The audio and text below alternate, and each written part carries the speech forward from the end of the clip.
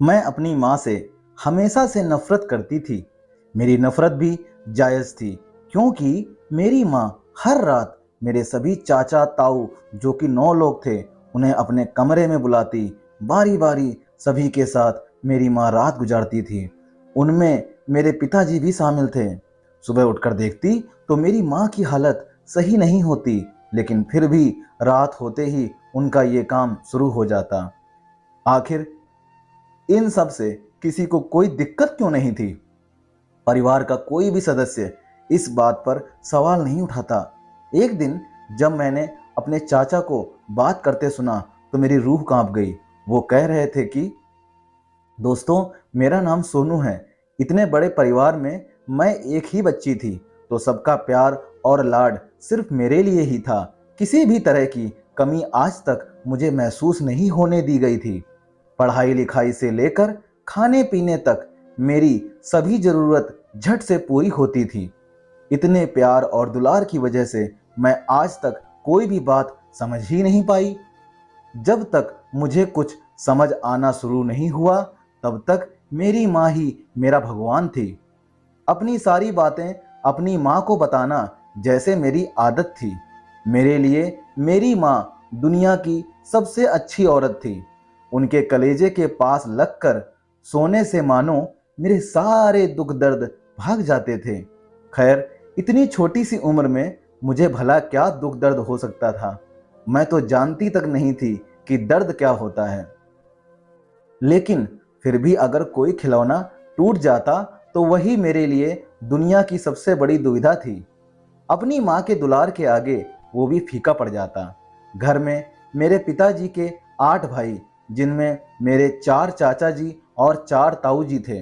मेरी माँ और दादा दादी और मैं, इतने सदस्यों का हमारा आशियाना किसी स्वर्ग से कम ना था।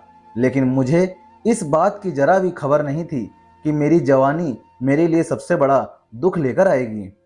बचपन के दिनों में जो खुशी सुकून था, वो मेरी जवानी में मुझसे छिनने वाला था। खैर, ऐसे ही दिन निकलते गए। अब मैं 4 साल की सोनू 6 साल की उम्र में जा चुकी थी। पढ़ाई लिखाई का जोर और बड़ा होकर कुछ बनने की लालसा में मैं जैसे अपना बचपन भूले जा रही थी। मेरे परिवार में कोई भी इतना पढ़ा लिखा नहीं था। सब लोगों ने बस खेतों का काम ही सीखा था। लेकिन गांव के बच्चों को पढ़ाई लिखाई से वंचित नहीं रखा गया। सब बच्चों को अच्छी शिक्षा के लिए प्रेरित किया गया। उनमें से एक मैं भी थी। दरअसल मैं अपने पूरे परिवार में इकलौती संतान थी, जिसकी वजह से मुझे पढ़ा लिखा कर एक अच्छे इंसान बनाना सबका सपना था। वैसे मेरे दादा दादी इस सब के खिलाफ थे, क्योंकि वो नहीं चाहते थे कि लड़कियों को पढ़ाई लिखाई के मामले में डाला जाए। उन्होंने मेरे लिए भी काफी बार घर में बोला कि सोनू को पढ़ाई करवाना ठीक नहीं। आखिर रखा ही क्या है इस पढ़ाई लिखाई के अंदर? लेकिन मेरी माँ के कहने पर शायद वो अपना जिद ज्यादा नहीं चला पाए। शुरू शुरू में तो बहुत से झगड़ों का सामना करना पड़ता मेरे परिवार को, लेकिन खैर आखिर में सब ठीक हो गया। मैं उस समय जरा भी नहीं समझ पा रही थी कि आखिर घर में बात क्या चल रही है। मेरे लिए तो सब कुछ आम ही था। मुझे इस बात पर गौर करने की जरूरत भी नहीं थी, क्योंकि मेरे आगे मेरी माँ जो खड़ी थी। खैर, अब तो कब इतने दिन निकल गए कुछ पता नहीं चला। अब मैं 20 साल की हो चुकी थी, लेकिन इस उम्र में मुझे जो देखने को मिला वो मैं शायद कभी भी नहीं देखना चाहती थी। मुझे क्या पता था कि ये उम्र मुझसे मेरी माँ ही छीन लेगी। वो माँ जिससे मेरी पूरी जिंदगी जुड़ी थी, जिसे देखने के बाद ही मेरी रूह को सुकून मिलता था। लेकिन अब वो सब तहस नहस होने वाला था। दरअसल मैं जब बड़ी हुई और जब मुझे इतनी समझ हुई कि मैं अच्छा बुरा पहचान सकूं, तो अक्सर अपनी माँ को देखती, जो रात होते ही अपने कमरे में जाने के बाद सबको बारी बारी अंदर बुलाती। उन सबको, जो मेरे चाचा ताऊ थे, सब लोग बारी बारी कमरे में जाते और कुछ घंटों में बाहर आ जाते। उनमें मेरे पापा भी शामिल थे। पहले तो मुझे कुछ समझ नहीं आया, ना ही मैं किसी गलत तरीके से सोचती थी। आखिर सोचो भी कैसे, वो मेरी माँ थी। लेकिन मेरी ये सोच ज़्यादा दिन कहाँ चलने वाली थी। अब तो मैं रोज रात को देखती कि माँ के कमरे में उन सब का आना जाना।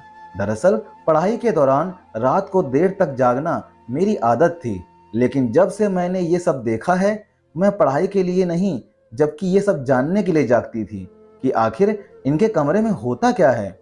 मुझे ये सोच अंदर से खाए जा रही थी। कॉलेज में पढ़ाई के दौरान भी मेरे दिमाग में केवल यही बात चलती थी कि आखिर ऐसा क्या राज है जो मुझसे वाकिफ नहीं है। आखिर पूछूं भी तो किससे, और पूछने पर तो केवल मेरे ऊपर ही सब कुछ आने वाला था। सब क्योंकि सब यही बोलने वाले थे कि मैं अपनी माँ पर नजर रखती हूँ। लेकिन इसी बात में जो सबसे बड़ी बात थी वो थी मेरे पापा। वो भी तो इन सब से वाकिफ थे और उन सब के साथ रोज रात को कमरे में जाते थे। मेरी माँ जो कभी मेरी भगवान थी, वो आज मेरी नज़रों और दिल से गिरी जा रही थी। मुझे मेरी माँ पर गुस्सा आ रहा था कि ये कैसी औरत है जो इतने मर्दों के साथ सोती है। अब मैं आखिर इस नतीजे पर पहुंच ही गई कि मेरी माँ बंद कमरे में इन सब के साथ अपना हवस मिटाती है। अब मैं इतनी बड़ी तो हो चुकी थी कि इसका मतलब और कारण जान सकूं। मेरी माँ इतनी गिर चुकी थी कि सब लोगों के साथ पता नहीं किस तरह कर सकती है। मुझे अपनी माँ से नफरत हो गई थी। आखिर हो भी क्यों ना, कौन बेटी ये सब बर्दाश्त करेगी कि उसकी माँ ऐसे काम करती है। बंद कमरे में अकेले बैठकर रोजाना रोना तो मेरी आदत बन गई थी। मुझसे जरा भी बर्दाश्त नहीं हो पा रहा था कि मेरी माँ ऐसे कैसे कर सकती है। अब मैं जिंदगी के वो पल जी रही थी जिसके बारे में मैंने कभी भी नहीं सोचा था। बार बार अपने बचपन को याद कर रही थी कि उन दिनों में मैंने कभी कोई दर्द महसूस नहीं किया। सही गलत की पहचान ना होने की वजह से कभी भी नहीं रोई। माँ के साथ जो रिश्ता था वो बरकरार रहता अगर मैं बड़ी ना होती तो। इसी सब के बीच एक बात और थी जो मुझे अंदर से खाए जा रही थी। वह थी मेरे दादा दादी और पिताजी। मेरी माँ हर रात को मेरे चाचा ताऊ को अपने कमरे में बुलाती थी। इन सब बातों से मेरे पिताजी और दादाजी सब लोग वाकिफ थे। सब लोगों को पता था कि रात को इन सब के बीच क्या होता है। लेकिन आज तक घर में इस बात को लेकर कोई भी चर्चा नहीं हुई। सवेरे उठकर सब लोग ऐसे ही नॉर्मल बिहेव करते जैसे कि रोजाना करते थे। किसी को भी इस बात से कोई भी दिक्कत नहीं हो रही थी। आखिर रात को यह सब क्या कर रहे हैं। मुझे तो बिल्कुल भी समझ में नहीं आ रहा था कि यह लोग कुछ बोल क्यों नहीं रहे हैं, और कोई आदमी इतना कैसे बर्दाश्त कर सकता है कि उसकी बीवी गैर मर्दों के साथ सोती हो। लेकिन मेरे पिताजी तो मानो इन सब के अंदर उनका पूरा सहयोग कर रहे थे। उन्हें तो इस बात से जरा भी फर्क नहीं पड़ रहा था। वही मेरे दादा दादी इस बात को बिल्कुल नकार रहे थे, जैसे मानो उन्हें कुछ पता ही ना हो। लेकिन उन्हें पता सब कुछ था। रात के समय सब लोगों के साथ मेरी माँ सोने के बाद जब सुबह कमरे से बाहर आती तो मैं देखती कि उनकी हालत जरा भी ठीक नहीं होती। लंगड़ा कर चलना और उनके शरीर पर मानो थकावट के मारे सिकन सी होती है। लेकिन उन्हें उस बात से जरा भी फर्क नहीं पड़ता और रात होते ही उनका यह काम फिर से शुरू हो जाता। और मेरे चाचा ताऊ और मेरे पिताजी मानो मेरी माँ पर ऐसे हक जताते थे जैसे उन सब की बीवी हो। लेकिन मेरे तो कुछ भी समझ में नहीं आ रहा था कि आखिर यह सब हो क्या रहा था। कभी कभी तो मुझे लगता था कि मेरी माँ कहीं इन सब का शिकार तो नहीं हो रही है, इन सब की किसी चाल का शिकार तो नहीं हो रही है। लेकिन फिर मेरे मन में ख्याल आता कि अगर ऐसी बात होती तो मेरी माँ के चेहरे पर कभी ना कभी तो परेशानी होती। लेकिन उनके चेहरे पर तो आज तक कोई परेशानी नहीं हुई।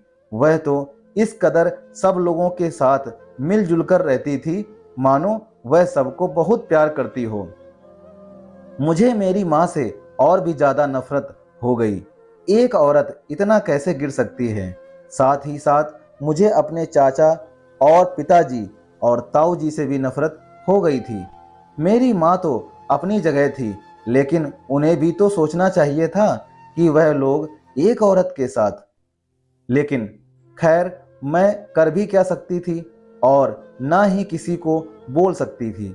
मेरे मन में यही शंका थी कि अगर मैंने बोलकर सब कुछ जानने की कोशिश की तो कहीं मेरी आज़ादी गायब ना हो जाए, मुझसे पढ़ाई लिखाई ना छीन ली जाए। लेकिन फिर मैं कर भी क्या सकती थी। मेरे दादा दादी जी भी इस तरह चुप थे। लेकिन खैर, अब तो अपने कमरे में रोना और पूरा दिन इसी सोच में डूबे रहना।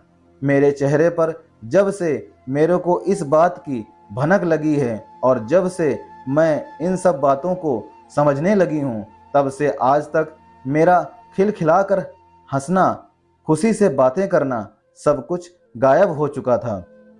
घर के सभी लोगों को पता चल चुका था कि मुझे जरूर कुछ ना कुछ बात खाए जा रही है, वरना मैं अपने परिवार में इतनी चहल पहल मचाए रखती थी, मानो सबका मनोरंजन करने का जरिया हो।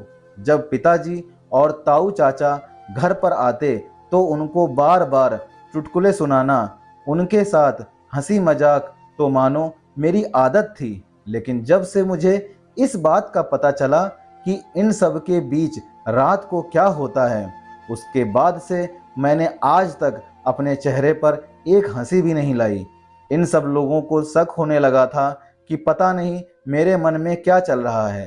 तभी मेरे ताऊ जी मेरे कमरे में आते हैं और वह कहते हैं कि बेटा, तुम्हें ऐसी क्या बात खाए जा रही है जिसकी वजह से तुम्हारे चेहरे की हंसी ही छीन ली गई है। बेटा, हम लोग तुम्हारे दुश्मन नहीं हैं। अगर तुम हम लोगों के साथ बांट सकती हो तो कृपया बांटो। लेकिन मुझे तो उनकी बातों और उनके चेहरे से ही घिन आ रही थी, क्योंकि ये वही थे जो रात को क्या करते हैं। मुझसे भला क्या छुपा था, लेकिन मैंने जैसे तैसे बहाना बनाकर बात को टाल दिया और सोने का बहाना बनाने लगी। उन्होंने भी मेरे साथ ज़्यादा बहस नहीं की और वह चले गए। लेकिन मुझे पक्का यकीन था कि उनको ज़रूर कुछ ना कुछ शक है, वरना मैंने कभी आज तक किसी के साथ इस तरह बिहेव नहीं किया था। वो भी मेरी तरह इसी शंका में थे। मुझे तो यह सिर्फ यही सोच खाए जा रही थी कि आखिर यह सब ऐसा क्यों कर रहे हैं, और शायद उन्हें यह सोच खाए जा रही थी कि मैं किस वजह से परेशान हूँ। लेकिन उन्हें इस बात का पता नहीं था कि मैं उन लोगों की वजह से ही परेशान हूँ। खैर, ऐसे ही दिन निकलते गए। अब एक दिन ऐसा आया कि मुझे इसकी जरा भी खबर नहीं थी कि आज के दिन जो बात मेरे सामने आने वाली है वह मेरी पूरी दुनिया ही बदल देगी। एक दिन मैं अपने कमरे में बैठी थी, तभी मेरे चाचा जी और मेरे दादाजी बैठे कुछ बातें कर रहे थे। मेरा कोई इरादा नहीं था कि मैं उनकी बातें सुनूं, लेकिन उनकी बातें मेरे कानों तक आ ही गईं। मेरे चाचा जी कहने लगे कि अब तो सोनू का भी रिश्ता तय कर देना चाहिए। मेरे दादाजी कहने लगे कि हाँ, उसकी उम्र भी हो चली है, उसकी पढ़ाई भी खत्म होने वाली है, क्या तुम्हारी नज़र में कोई अच्छा रिश्ता है? तभी मेरे ताऊ जी भी वहीं पर आ जाते हैं और वह कहते हैं कि हाँ, मेरा एक दोस्त है, उसके 6 बेटे हैं, उनके साथ सोनू की शादी कर देते हैं। वैसे भी हमारे परिवार में जो रिवाज है उसे तो चलाना ही होगा ना। अब मुझे कुछ समझ नहीं आ रहा था कि यह किस रिवाज की बात कर रहे हैं, और जब यह बात मेरे कानों पर पड़ी कि 6 लड़कों के साथ मेरी शादी, तो मानो मेरे तो पैरों तले से जमीन ही खिसक गई थी। मुझसे ज़्यादा देर तक रहा ही नहीं गया और मैं झट से उन लोगों के पास चली गई और बोलने लगी कि तुम लोग यह क्या बातें कर रहे हो, आखिर यह सब चल क्या रहा है। मैं मानो पूरी तरह से गुस्से में आ चुकी थी। मुझे बिल्कुल भी समझ में नहीं आ रहा था कि मैं सही बोल रही हूँ या गलत। सब लोग मेरे मुंह की तरफ ही देख रहे थे कि आखिर सोनू को हो क्या गया है। आज तक इसने हम लोगों के साथ इस तरह कभी बात नहीं की, लेकिन आज तो इसने हद ही पार कर रखी है। लेकिन वह चुपचाप मेरी तरफ आश्चर्य से देखते रहे। मैं कहाँ चुप रहने वाली थी। मैं तो अपने गुस्से और मानो इतने दिनों से जो मेरे अंदर गुस्सा और दर्द भरा था वह निकालने लग रही थी। मेरे मन में जो आ रहा था मैं बोले जा रही थी। मैंने सब लोगों से कह दिया कि आप लोगों को क्या लगता है मुझे किसी बात की खबर नहीं है? यह जो आप सब लोग जो करते हो क्या वह मुझसे वाकिफ नहीं है? इतने में सब लोग वहीं इकट्ठा हो जाते हैं। मेरी माँ ने मेरा हाथ पकड़ा और बोला कि आखिर ये सब क्या बोल रही हो? सोनू, तुम्हें जरा भी समझ है कि तुम बोले क्या जा रही हो? तभी मैंने कहा कि मुझे कुछ नहीं पता मैं क्या बोल रही हूँ, लेकिन मुझे मेरे सवालों का जवाब चाहिए। तभी मेरी माँ ने मेरा जकड़कर हाथ पकड़ लिया और मेरे हाथ को पकड़ते हुए कहने लगी कि तुम्हें जवाब चाहिए ना, तो सुनो। तभी जो मेरी माँ ने बताया उसे सुनने के बाद तो मानो मैं पूरी तरह से टूट चुकी थी। खुद को संभालना मानो मेरे लिए सबसे बड़ा काम हो गया था। मेरी माँ कहने लगी कि हमारे परिवार में एक रिवाज है जिसके चलते जिस लड़की का रिश्ता जहाँ तय होता है उसके जितने भी भाई होते हैं उन सबके साथ उस लड़की की शादी की जाती है। और तुम्हारे पिताजी 9 भाई थे और उन लोगों के साथ मैंने शादी की और इन सब लोगों की मैं अकेली दुल्हन हूँ। और रोज रात को जो तुम देखती हो वह बिल्कुल सही है। तुम्हारे 9 पिताजी हैं और उन लोगों की मैं अकेली दुल्हन हूँ। और उन लोगों के साथ समय बिताना तो मेरी जिम्मेदारी है और मैं अपनी जिम्मेदारी बखूबी निभा रही हूँ। और तुम्हारे दादाजी अकेले एक भाई थे जिसकी वजह से तुम्हारी दादी जी का सिर्फ एक ही पति था, लेकिन मेरी किस्मत में 9 लिखे थे।